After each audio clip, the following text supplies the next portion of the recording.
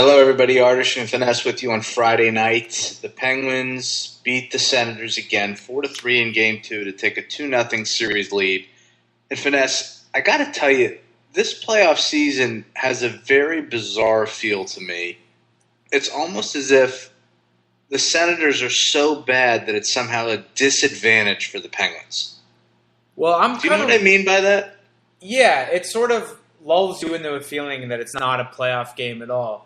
And I wonder if part of what goes into the Senators and their identity this season, they've been called pesky, like that's their theme of the season is pesky.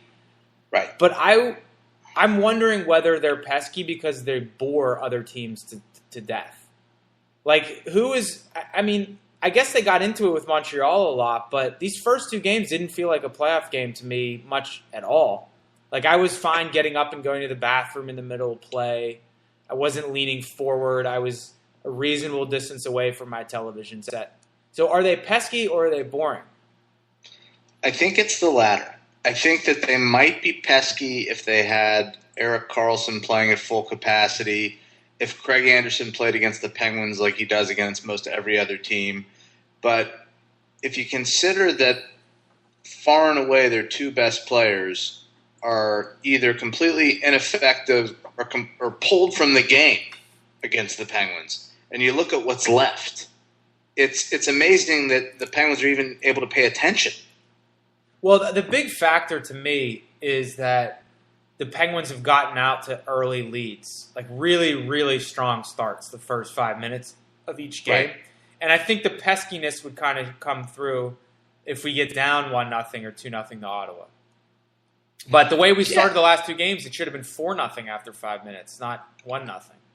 I don't even know if that would matter. I mean, the amount of space that the Penguins' top two lines had tonight was just staggering to me. I mean, the Senators have a lot of, big, husky, tough guys that could make life difficult, you would think, for the Penguins, and they're just not doing it out there. I mean, Crosby in the first 30 minutes of the game was basically doing whatever he wanted. And I think the Penguins were so, at least psychologically, so unimpressed and so, not put to the test. That last power play, still a one-goal game. The Penguins looked like they could have cared less about even getting a shot on goal on that power play, which I don't think you'd see if the competition was a little more meritorious.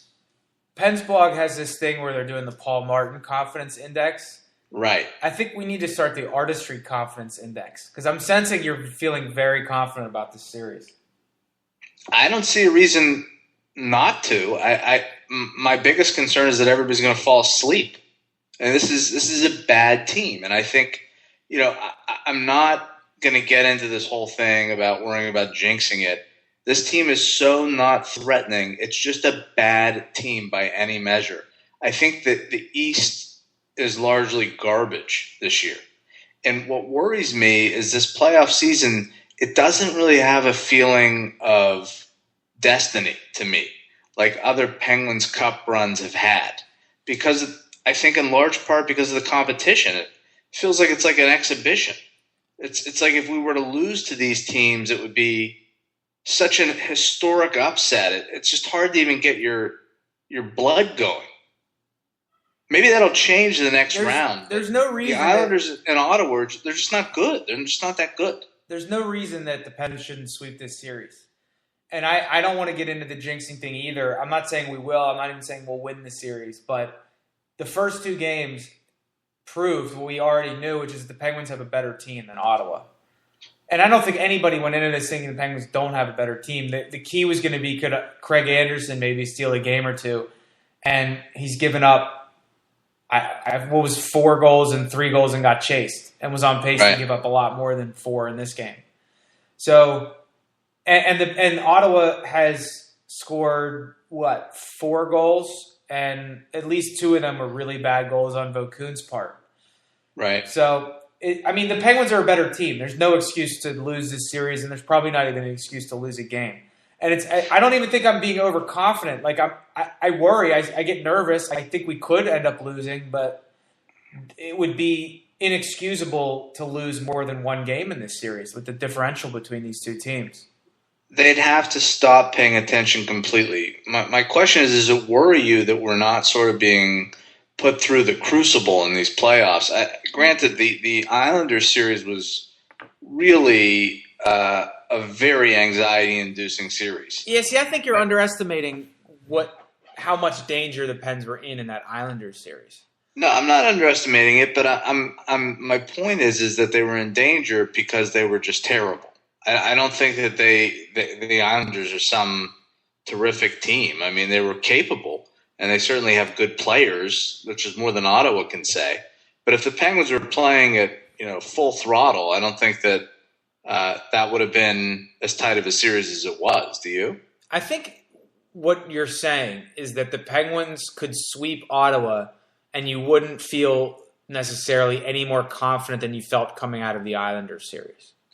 That's pretty much exactly – that's how bad Ottawa is. They're terrible, and that worries me. I think that, maybe it'll change. I'm not even going to say if, because I just don't believe there's any if about it. When we play the Rangers or Boston, I think it'll be a much different story. But, I'm just wondering, don't you feel a difference? It's not even something that you can necessarily put your finger on, but there's just a difference in other, years where we've had a deep run. It does not feel the same. Feeling, right? It doesn't feel the same because you don't really feel threatened. But if we lose Game 3, then you'll start feeling it. So I think you're right. A large part of it is that the Eastern Conference is just not that good. But I mean, one way to spin it positively is that we know that the Penguins have another gear. And we haven't seen it yet in the playoffs. We've seen it in flashes, especially the first 5 minutes of games 1 and 2 in this series. So maybe when required, the Penguins will get to that extra gear. And it might be required when we go up to Ottawa because I know Montreal was kind of fading toward the end of the season and Carey Price was really in meltdown mode by the end of the year. I mean, his goals against was like 4 going into the playoffs. Right. But Ottawa doesn't win that series in 5 games if they're not good, if they're not better than the way that they were the first 2 games of this series. Do they? Or was Montreal just that bad? And it was kind of a Pittsburgh-Philly situation from last year in a way. Maybe it was just a bad matchup for them. I can't tell you that I watched that series. All I saw were the brawls on YouTube.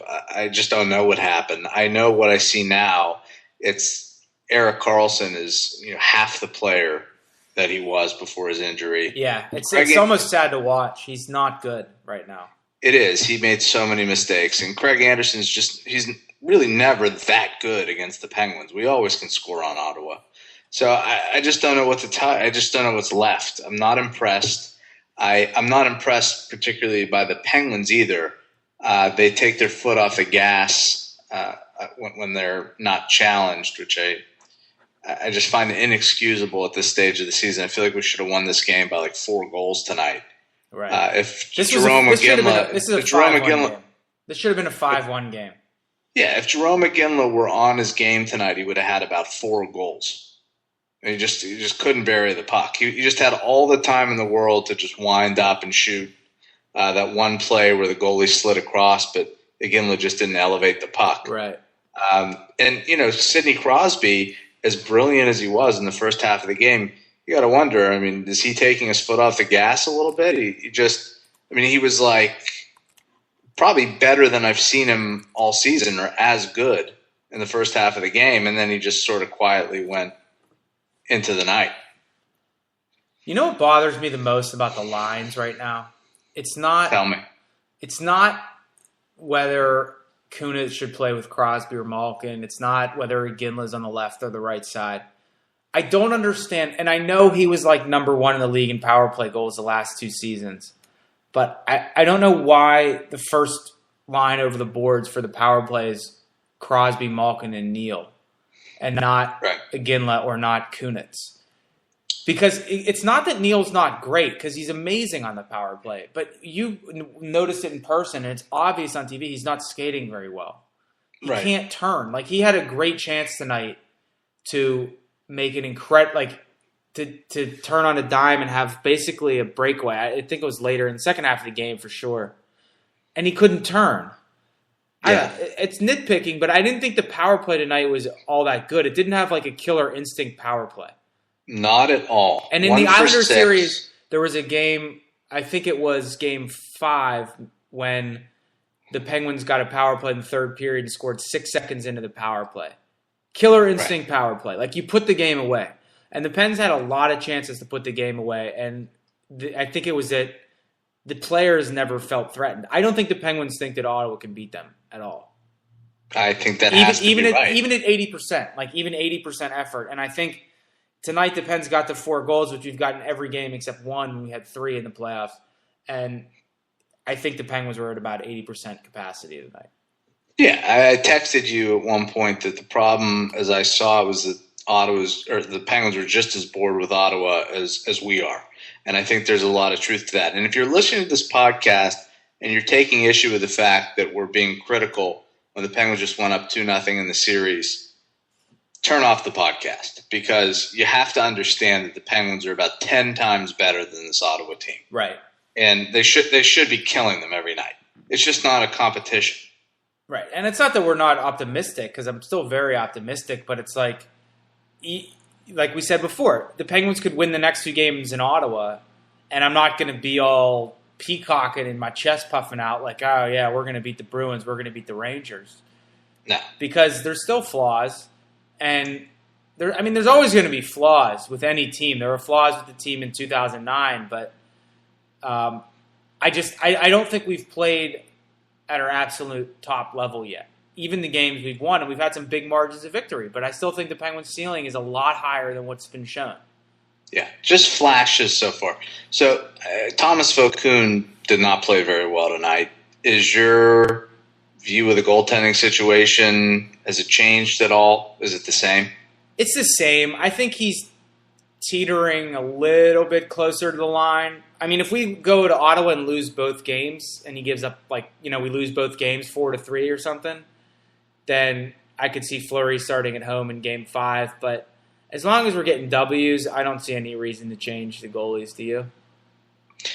No, I really don't. I agree with you, though, that it merits watching closely, because nothing Vokoun did tonight made you think that he's a Stanley Cup caliber goalie over the long stretch. But we'll see. He's entitled to have an off night when we win the game. Right, and he wasn't, and he never let in the killer goal. Right. Like, this could have gotten. Ben it could have been worse. It could have been worse. He never gave up the lead, and he made a few big saves at big moments. And we've said this all along. Like, the Penguins will score 4 goals. So if he only gives up 3, then he's fine. Yeah. Regardless of the win tonight, I think one change that will definitely be made and should be made for Game 3 is Englund out for Eaton or Dupre. I think there's an argument to be made for either guy, but Englund was bad tonight. I think it's going to be Eaton. Goal. It's going to be Eaton. You think it'll be Eaton? Yeah. He got abused, and he ended up playing, I think, 8.5 minutes, and that's a sure sign that Bilesman's lost confidence, as well he should have. Englund, we've said all along, there's always a reason that Derek Englund has not played in the playoffs. I'm not sure why all of a sudden that changed this year, because he hasn't been good. He was passable in Game 1, but he was terrible against the Islanders, and he was terrible tonight. And I think he's got to sit down. Is Colin Greening your emergibility leader right now in this He's series? fairly emergent at this stage, Colin Greening. I mean, he's a presence out there, as is little Pajot, as we predicted. Tiny little Pajot. Yeah. They got a lot of nice players, but it's really kind of a mismatch. So we know who the best player was. We haven't even gotten to it yet. Crosby with the hat trick tonight. Yeah, all we did was criticize him, but we really should acknowledge that he's pretty phenomenal. Who, in your mind, was the second best player tonight? Because for me, it was fairly obvious. The second best player on the ice for the Penguins. Well, let's just think this through. I think Kunitz and Dupuis were both, as they typically are, pretty good. I'm going to go with Brendan Morrow. No, he was good though. He's effective in the series where the Penguins can get the puck below the goal line, Brendan Morrow is going to be good because you get it back to the points. This is a series tailor-made for Brendan Morrow. Right, and we said this during or before Game 1 that he's a key. Like, he can get in front of the net. If the Penguins have enough zone time to allow him to get to the front of the net, he's going to be very much an asset. Like, you can make fun of him for not being able to skate all you want, but he's going to be very much an asset. But you're in the wrong position. I'm talking about it's a defenseman.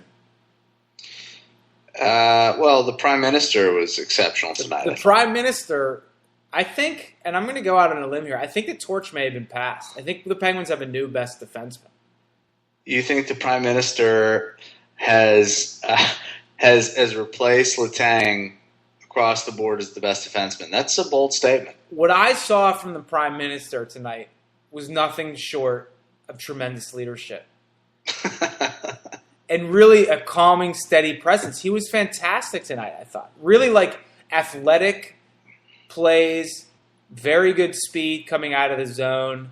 I can't remember a single turnover he made. And let's say we all know that Chris Letang has a better skill set than Paul Martin. But Letang still has the mental errors. He had the blocked shot that went back the other way that Vokoun had to make an amazing save on. And then on the third goal, when the puck's a scramble around, Letang got a stick on it and passed it right to a senator. He didn't clear it out as far as he could have.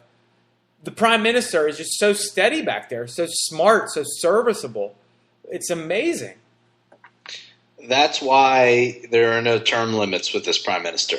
He can stay as long as he wants, as far as I'm concerned. So Letang missed the morning skate. Is there something wrong with him? Well, there was some. What's happening there? Josh Yohe was saying that he's been known to miss some morning skates with migraines at times, and I get migraines occasionally, so I'll empathize with him on that. If he had a migraine, he gets a free pass for whatever mistakes he made in my book. I can't even imagine having to play with one of those. Yeah, but your point is well taken. You can't take away from the Prime Minister's performance tonight. You really can't. We said some good things about Morrow, but at even strength, when there's not a lot of whistles, the teams are rolling, four lines. What makes Dan Bylsma so immovable on keeping Sutter and Morrow together? What chemistry have they shown at all? They had a 2-on-1 at one point in this game that was – I couldn't think of two Penguins I'd like less to be on a 2-on-1 than Sutter and Morrow together. Yeah, I think this is quite simply just Dan Bylsma's fantasy of having a sandpaper line, and he just doesn't want to let go of that dream. He just likes the idea of it. It doesn't matter what happens in practice. He likes it in theory. That's what we're seeing. He wants to give them time to gel, which they haven't yet. Does it matter that Brandon Sutter is about as sandpapery as an 18-year-old piece of sandpaper that's been sitting at the bottom of the swimming pool? I don't see how you can defend Brandon Sutter's play. The guy, as you say, is soft. He can't catch a pass if his life depended on it. Really, there's nothing that Brandon Sutter has to show for himself this whole season, except he's had like 2 minutes in maybe 8 games of moments where he's been good, and that's it. I can't see this guy being a long-term fixture on the Penguins. He's got 1 year left on his deal at about $2 million a year, and I just don't. He's eminently replaceable. There's nothing that I've seen that makes me think that this is a guy I want to keep with us. Yeah. What I would say about him is like you try to figure out what is a memorable or definable skill set that Brandon Sutter has, and I can't think of a single thing. Yeah. Well, this has been a lot of negativity after a win. It's unusual, but we have high expectations. Well, very high expectations. Let's end positively, though, because we have a 2-0 lead on Ottawa. I'm very excited about it. I think there's no reason not to win this series. Crosby's spectacular. He wasn't as good as Malkin in Game 1. Malkin wasn't as good as Crosby in Game 2. That's evidence that the two superstar model works, especially when they're not on the same line, so they can click at different times. Right. And Vokun's giving steady goaltending. As much as shit as we give Letang, he's a great defenseman. We love Letang. He's, he gives an offensive dynamic that not a lot of other guys do. And I think Tyler Kennedy's been terrific. He's kind of sustained that level from Game 5 in the first series. So, looking ahead to Game 3, what do you need to see from the Penguins to change your outlook in terms of feeling like this series is significant somehow in getting us to where we need to go? If the Pens go out and roll the Senators in Game 3, like right from the drop of the puck, win the game 4-1, 5-1, something like that, or 3-0, then I'll feel really good. What I don't want to see is those 3-4 minute stretches where the Pens get rattled and the Senators have the puck in our zone the whole time. Like, I want to see a little foot to the throat, killer instinct from the Penguins. The Penguins are better than the Senators. Nobody could argue otherwise. So put them away. Put them to sleep. Do what we did to Carolina in 2009. Step on their throat, embarrass them, make someone like whoever their Tim Gleason is. Maybe it's Erik Karlsson because he's not healthy. Make him your bitch. Make Erik Karlsson your bitch. And what I want is for the Penguins to come home with a sweep, and I want Sidney Crosby carrying Erik Karlsson in his suitcase back to the Pittsburgh airport. I want the headline of our next post to be "Make Erik Karlsson your bitch." I'm expecting to see that. He already was tonight. Yeah, let's see this be the mismatch that it really is. And right. But to clarify where we stand, so we don't come across as being negative, there's no reason the Penguins aren't still the overwhelming favorites in the East. I haven't seen enough from Boston or New York to convince me otherwise, and especially not Ottawa. So I agree. All right, so the next game is when? Sunday afternoon? Let me check. Sorry for the clicking of the computer during the podcast. No, we need to figure this out. Sunday night. Sunday night, 7:30. Do you want to bring up what our dilemma is, though? Because you started mentioning it before we got on the podcast. We have a serious dilemma. Yeah, we might as well. As many of you know, if not all of you, we have sort of an alter ego blog. Used to all be part of Get to Our Game, but we've spun off an entertainment blog called The Big Kibitz, thebigkibitz.com. And our claim to fame is we do Bachelor and Bachelorette coverage every season for as long as really I can remember. I can't remember back more than a couple of years, but for a while. And the new Bachelorette season starring Desiree, who really won all of our hearts, all of America's hearts, is returning on May 27th, which is 10 days away? Yeah. That's the season premiere. And so we're faced with a very difficult proposition, giving full attention to the Bachelorette season every Monday night for 2 to 3 hours, sometimes Tuesdays for 2 hours, and doing a podcast, blog posts, et cetera, and following the Penguins playoff run as closely as we want to follow it. And it's pretty daunting. It's an enormous undertaking. How are we going to do it? Do we have it in us? I don't know that we do. Who has the stamina for that? Well, one thing that I've been noticing is that there's an awful lot of parodying going on at The Bachelor right now. And It's really kind of troubling to me. I don't think people are taking that show seriously enough anymore. It's not funny. It's not funny to us. No, we don't do Bachelor coverage because we think it's funny or we think it's an opportunity to get women to read our site and send emails about it to their friends. We don't do it. We do it because it's serious. Because you can learn a lot about yourself. You can learn a lot about other people. You can learn about what it is to love, what it is to lose, what it is to feel. Fatherhood? Well, I don't want to speak out of line here. I haven't learned anything about fatherhood on the show. I am not a father, I remind you. But you get what I'm saying. I think that people are making fun of the show too much. You see these Jimmy Kimmel bits. There was the whoever was doing the there was the Jimmy Kimmel Baby thing, and then whoever was doing the fake Bachelor, some celebrity was doing. Who was it that was doing it? Ben Stiller has Ben Stiller. The Ben Stiller thing, which is very, very funny, by the way. But I don't think it's funny in relation to The Bachelor. It may be funny in isolation, but don't do it in a way that makes fun of The Bachelor. Right? That's its own thing. It's not. You can laugh at it. It's fine. But when it's sort of like, business in the front, party in the back kind of a principle. you just have to maintain that wall. If you're playing, it's fine, but when it's time to get serious, you get serious. Right, and we always take it seriously. Right. Like we're not here to joke around.